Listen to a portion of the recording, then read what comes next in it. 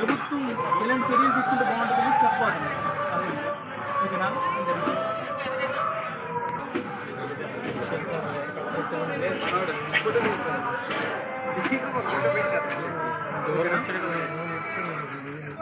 రాజశేఖర్ గారు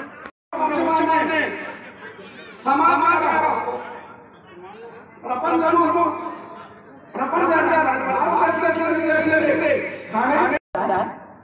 ఎందుకు జరగనప్పుడు ఏం చేయాలి, ఎలా ముందుకెళ్ళాలి?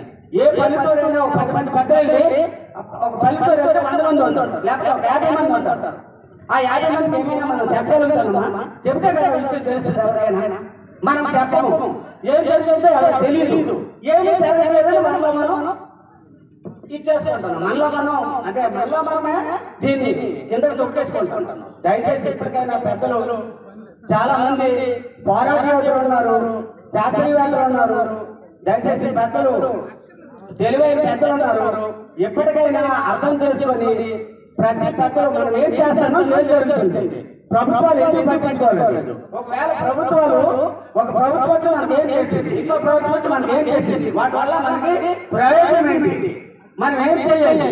దయచేసి ప్రతి గ్రామాలకు కూడా పెద్దలు 10 మంది 20 మంది వెళ్ళి జరిగిన విషయం ఇంతవరకు 10-15 సంవత్సరాల నుంచి మనం పోరాటం చేసిన దీనికోసం చెప్తూ ప్రతి ఊర్లో ఉన్న ఐక్యత అయ్యేలా చేసి ఇంకా ఈ మన ఐక్యత మన మధ్యకార సమస్యల్ని ముందుకు తీసుకెళ్తారు. ఎక్కడైనా భావితరాల భవిష్యత్తుని మనం అండగా ఉంటామని కోరుకుంటూ ఈ అవకాశం ఇచ్చిన పెద్దలు ముందుకు వెళ్తాం. పోయేదేముంది బానిస సంఖ్యలు తప్పించి ప్రభుత్వంతో పని చేయించుకోవడం మన హక్కు. మనకు కావలసిన నిధులు అంతైనా ఉంది. అడగండి అమ్మ కూడా అన్నం పెట్టదు. మనం ఏది అడగకుండా, ఏ మీటింగ్ పెట్టకుండా, ర్యాలీలు ధర్నాలు చేయకుండా ఉంటే ఏది సాధించగలరు చెప్పండి? ఎప్పుడు పల్లకలు పోయడమేనా? మనకి నామినేటెడ్ పదవులు లేవు, అసెంబ్లీలో కూడా ఎవరు లేరు, ఒక ఐఏఎస్ లేరు, ఒక ఐపీఎస్ కూడా లేరు, ఎవరు లేరు. ఆంధ్రప్రదేశ్ మొత్తం లెక్క పెడితే 5 పదవులు కూడా మనకు ఉన్నత స్థాయిలో ఎవరు కూడా లేరు.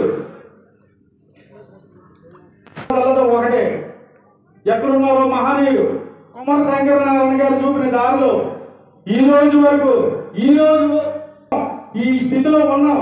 ఈ 4 పూటలు అన్నం తింటాం అంటే బికాస్ ఆఫ్ ఓన్లీ కుమార శంకరనారాయణ గారు.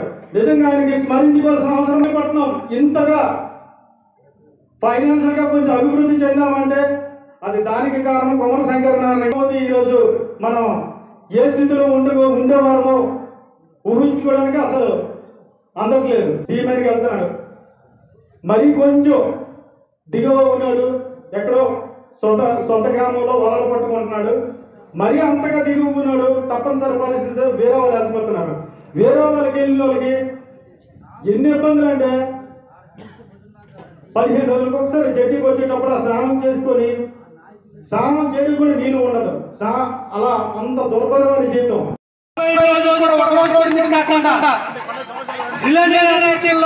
ప్రతిరోజు వచ్చి కుర్చీలు చేసేవారు. అదేవిధంగా ప్రతి మీటింగ్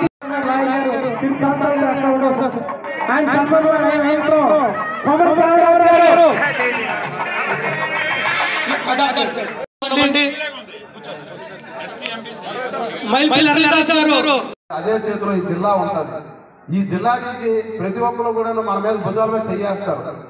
రాబాబు నీకేంటి నీకుంటా ఉంటాయి. కానీ ఎంతవరకు ఎప్పుడైనా జడ్పీటీసీ అవ్వగలిగామా? మనం ఎంపీటీసీ కూడా ప్రతి ఒక్కరికి కూడా ధన్యవాదాలు తెలియజేసుకుంటున్నాం.